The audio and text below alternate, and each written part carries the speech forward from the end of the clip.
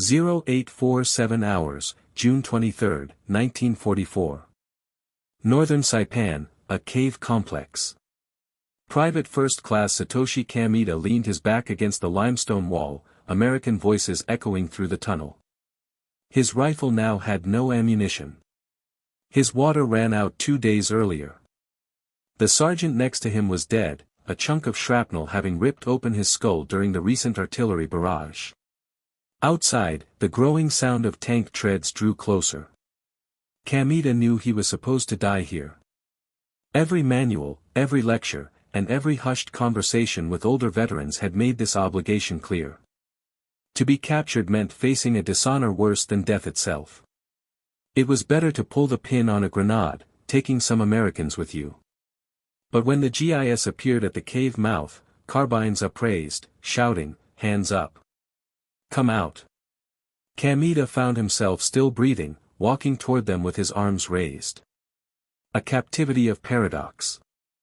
This was not the captivity they had been taught to fear. For Japanese prisoners of war, POWs, American camps would replace the expected nightmares of torture with structured routines, work, Hollywood movies, and baseball games. This created a profound paradox, challenging everything they had previously believed about themselves and the enemy. The Battle of Saipan had been a catastrophe for the Japanese forces, a true island of no return. Fewer than 1,000 of the 30,000 defenders survived to see the war's end. Most chose to throw themselves from cliffs or die in suicidal banzai charges rather than face capture. The Americans, calling it rabbit hunting, tracked down the few scattered survivors hiding in jungle ravines and caves. For the few who did surrender, the first shock was simply surviving. Propaganda had consistently painted Americans as demons who tortured prisoners for sport, showing no mercy to the so-called subhuman Japanese race. Instead, Kameda received medical attention from a Navy corpsman who cleaned his infected wounds and offered water from his own canteen. "Buddy, take it easy," the medic said, using broken Japanese learned from a phrase book. "You're safe now." Safe. The word simply didn't compute. Prisoners were supposed to be dead, not safe. The long journey to comprehension. The long, thousands of miles journey from capture to comprehension would span many months. Prisoners were shipped from Saipan to temporary stockades in Hawaii and Guam, then loaded onto converted troop transports for the voyage to the American mainland. Many had never viewed the ocean from this perspective, as passengers, not invaders. Contradictions began immediately on the USS General John Pope, carrying 847 Japanese prisoners toward California in August 1944. These men had been fed a steady diet of propaganda emphasizing American cruelty and weakness. Instead, they were given bunks with mattresses, ate 3 daily meals from the ship's galley, and received medical care exceeding what many knew as free men in Japan. Sergeant Teisha Yamamoto, captured on Guam and a veteran of the China campaign, maintained a secret diary during the voyage. "The Americans feed us better than our own army did," he wrote. "Meat, rice, vegetables, even fruit." He noted that some guards spoke a little Japanese and played cards with the prisoners. Where, then, was the promised cruelty? The mathematics of unexpected comfort. The sheer scale of American POW operations from 1944 to 1945 demonstrated a logistical capability that Japanese prisoners found incomprehensible. By the war's end, approximately 5,400 Japanese prisoners were held in American camps, mainly at Angel Island, California, and Camp McCoy, Wisconsin. Each facility offered heated barracks, medical facilities with qualified doctors, mess halls serving 3,000 calories per prisoner daily, recreation areas, including volleyball courts and baseball diamonds, workshop spaces for basic industry and craft projects, and projection rooms for regular movie screenings. This contrasted sharply with the Japanese military's own POW facilities, which operated on starvation rations, 600 to 800 calories daily, and had survival rates that horrified Allied investigators. It was a mathematical demonstration not just of resources, but of 2 entirely different philosophies regarding human worth and warfare. The standard operating procedures, mandated by the American interpretation of the Geneva Convention, included a weekly recreational schedule at Camp McCoy, baseball on Tuesday and Thursday afternoons, movie screenings on Monday, Wednesday, and Friday evenings, and arts and crafts workshops on weekends. These were not special treatments or propaganda gestures. First contact with America. The train journey from the West Coast to Camp McCoy provided the Japanese prisoners with their first sustained look at American abundance. Through the windows of actual Pullman coaches, not cattle cars, they saw a continental landscape that defied their understanding of wartime sacrifice. Electric lights blazed from every farmhouse. Automobiles crowded the roads. Cities sprawled beyond the horizon, their factories smoking with productive capacity. This was a nation supposedly brought to its knees by Japanese victories in 1941 to 1942. Instead, they witnessed an industrial machine operating at full capacity while fighting wars on two fronts. We saw no evidence of shortages, Corporal Hiroshi Tanaka testified in post-war interviews. No empty fields, no darkened windows, no starving civilians. Every station platform was crowded with prosperous, well-fed people. How could this be a country at war? At fuel stops, American guards sometimes allowed prisoners to disembark and stretch their legs. Local civilians gathered to stare at the enemy soldiers they'd previously only seen in newsreels. Instead of hatred, many showed curiosity, even sympathy. Women from church groups provided coffee and sandwiches, children offered candy through the windows. This kindness from enemy civilians violated every assumption about the American character instilled by Japanese military training. The Wisconsin Welcome. Camp McCoy sprawled across 60,000 acres of Wisconsin countryside, a temporary city housing German and Italian POWs in addition to the Japanese. New arrivals were astounded by the facility's organization, running water, electric lights, flush toilets, and central heating systems that ensured comfortable barracks even during the brutal Midwest winters. Captain Robert Daniels, the camp's commanding officer, was a career soldier assigned stateside after fighting in the Pacific. His approach to managing the prisoners was pragmatic. They're our responsibility. These men are no longer our enemies, he told his staff. We follow the Geneva Convention to the letter, not because we have to, but because that's who we are. The initial processing revealed the profound psychological damage that surrender had inflicted. Many expected immediate execution, others seemed catatonic, unable to process survival after months of preparing for death. Medical examinations documented widespread untreated tropical diseases, malnutrition, and severe combat stress. Dr. William Harrison, the camp's chief medical officer, noted in his reports that these men were not only physically broken but spiritually shattered. Their fundamental worldview had been violated by surrender, as their culture taught them existence as a prisoner was impossible. The baseball revelation. The first baseball game at Camp McCoy took place on a crisp October afternoon in 1944. American guards had marked out a diamond on one of the recreational fields, dragging the bases into position and setting up a backstop. Most Japanese prisoners watched from a distance, unsure if participating would be considered collaboration with the enemy. Baseball had been introduced in Japan in the 1870s and was popular before the war, but playing it while captive with enemy soldiers raised complex questions of survival, loyalty, and honor. 19-year-old Private Satoshi Kameda, who had played high school baseball before being drafted, was among the first to approach the field.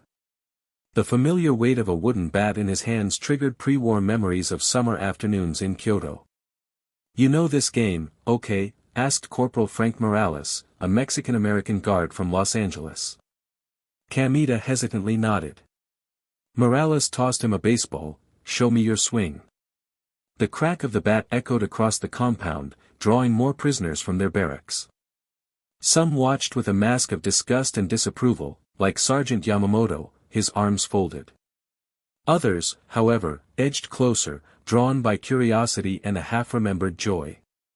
Within a few weeks, regular games were organized. Japanese prisoners formed teams, adopting names like the Guam Eagles and the Saipan Tigers, references to their capture locations now worn as badges of survival, not shame. They played against each other and occasionally against mixed teams of German prisoners and guards. The psychological impact was deep, for men taught that capture meant the end of human dignity. The simple act of running bases and catching fly balls was a kind of resurrection.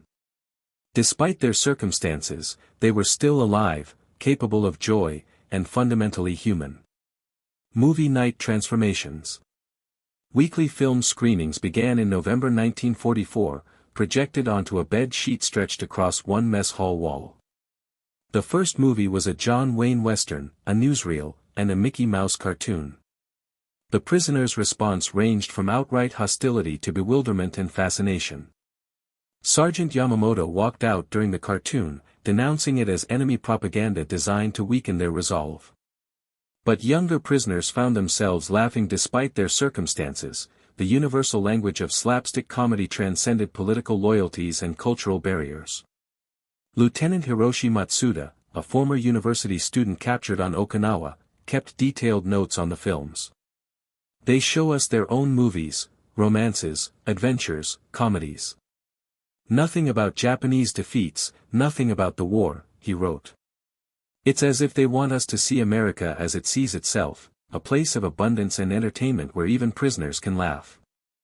The movie selections revealed something profound. These were ordinary Hollywood entertainment, not propaganda films designed to break morale, but the same movies playing in theaters across America. Guards watched alongside the prisoners, sharing commentary and popcorn, treating the event as communal recreation rather than psychological warfare. Over time, certain films became prisoner favorites. The satire of authoritarianism in Charlie Chaplin's The Great Dictator drew nervous laughter.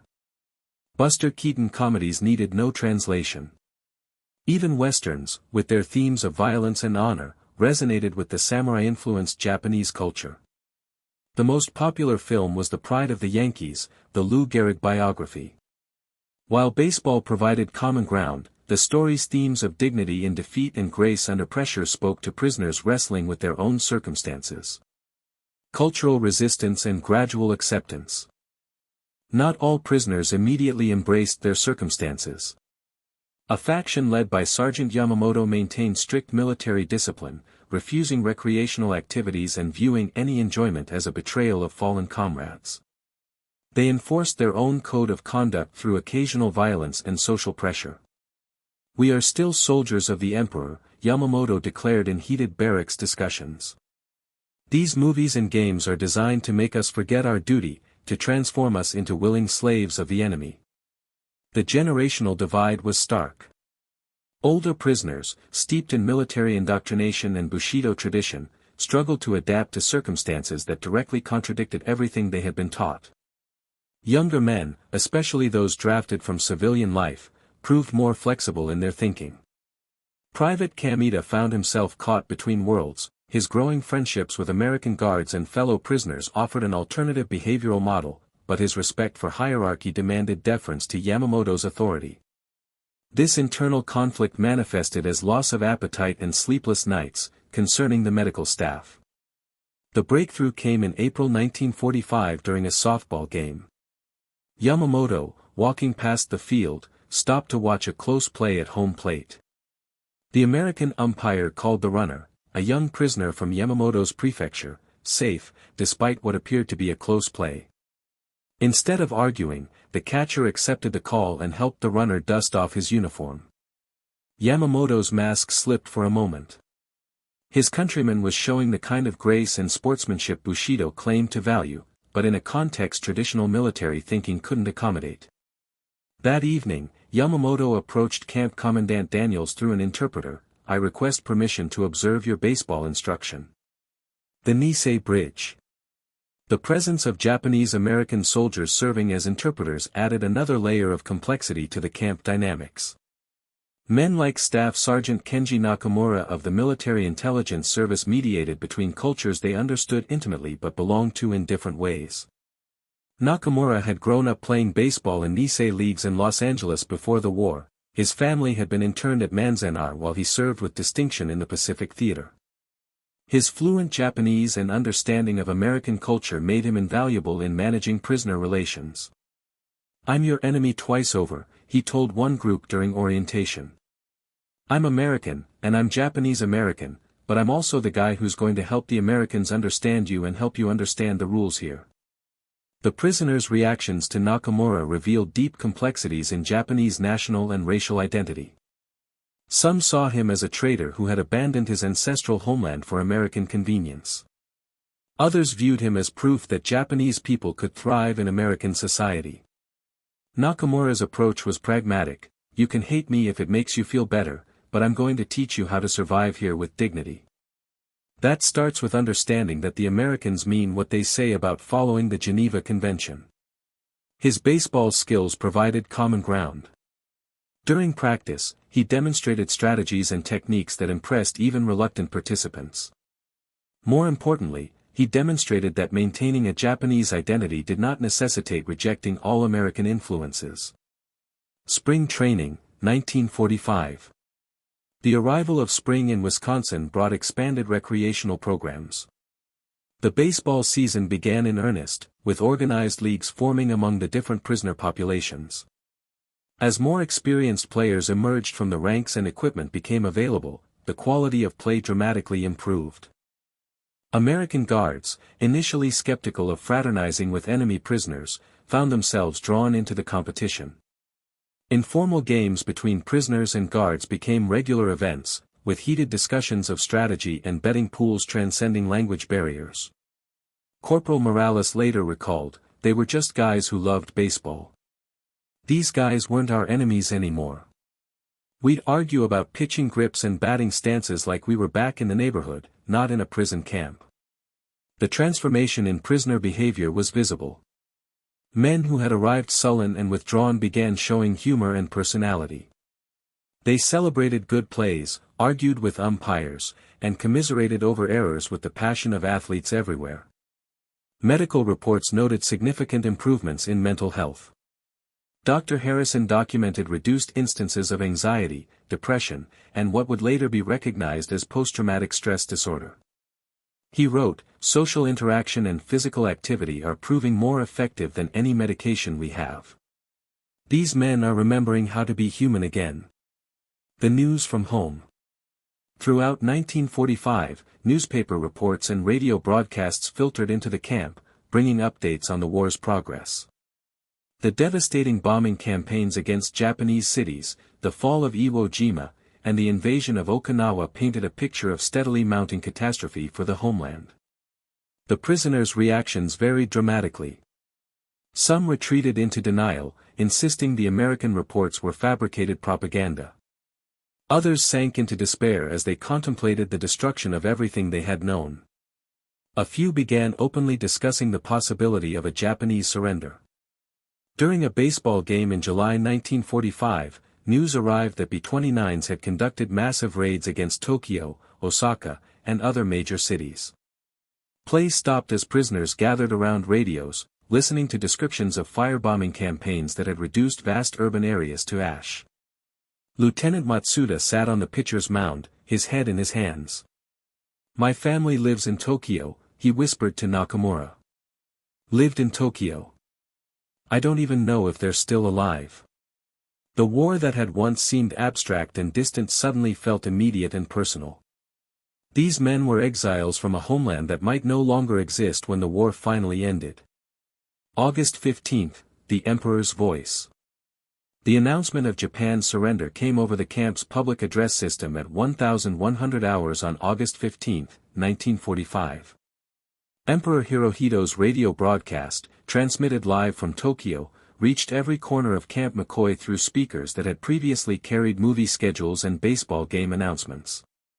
The prisoners' reactions defied easy categorization. Some wept openly, mourning the collapse of a worldview that had defined their existence, not just military defeat. Others sat in stunned silence, unable to process the reality of surrender.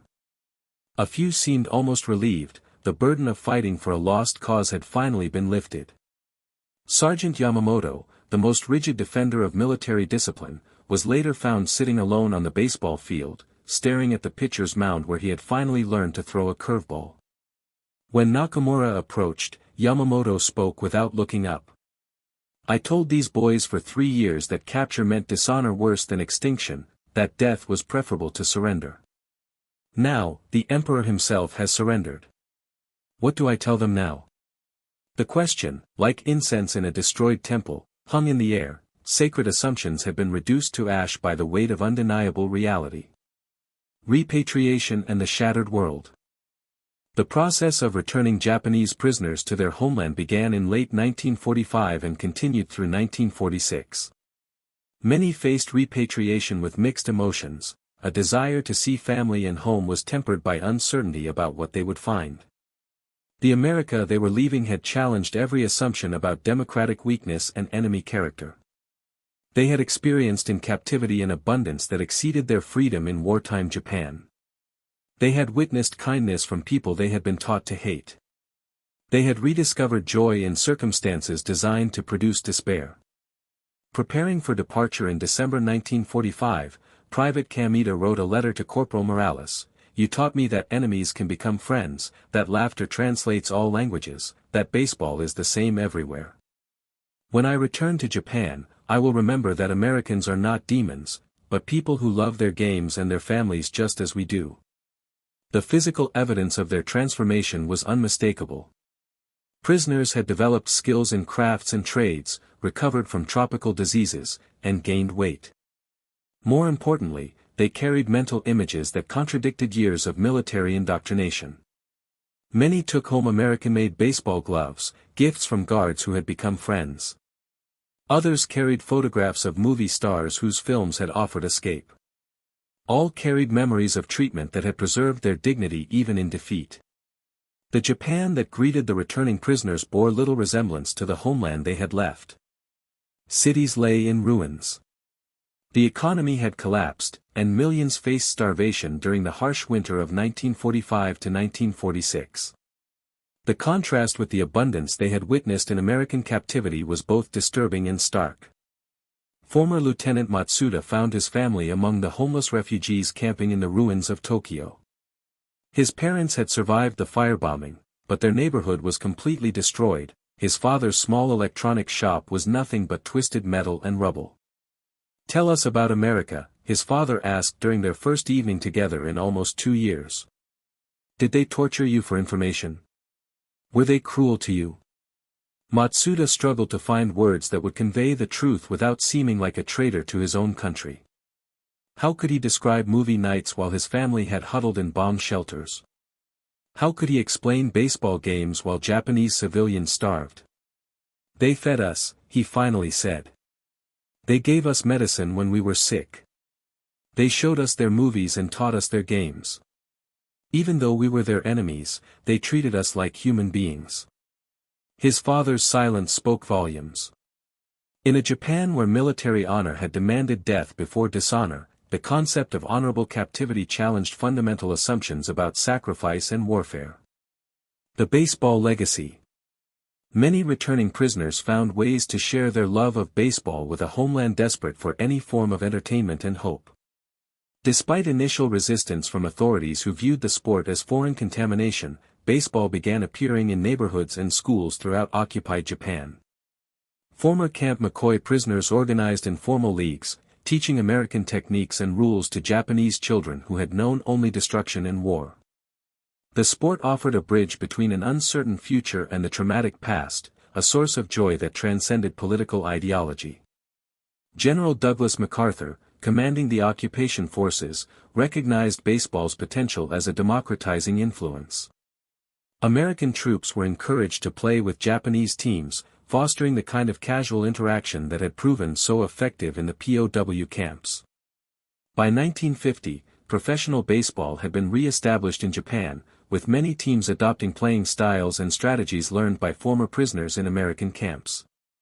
The sport became a symbol of international friendship and peaceful competition, values that seemed impossible during the brutal Pacific War.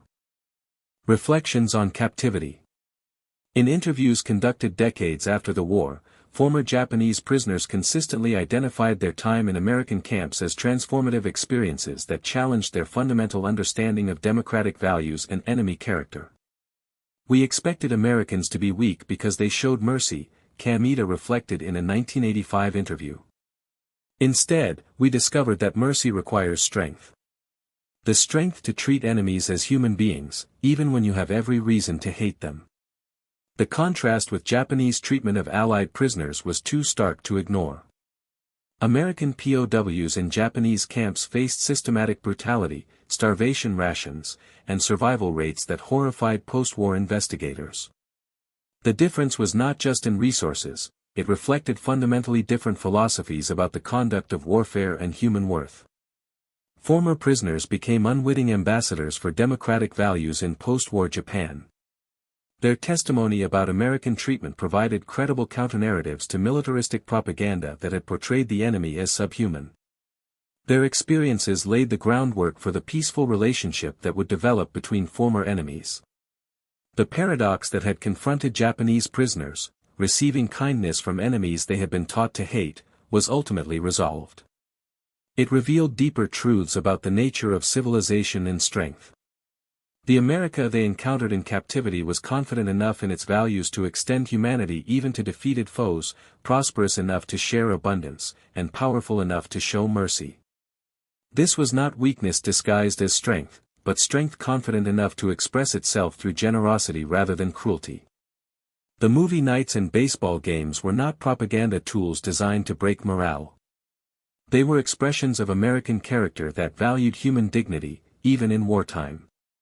For prisoners conditioned to view surrender as the ultimate dishonor, discovering that captivity could preserve rather than destroy their humanity represented a philosophical revolution. They learned that survival without honor was possible, that enemies could become friends, and that some victories are achieved through kindness rather than conquest.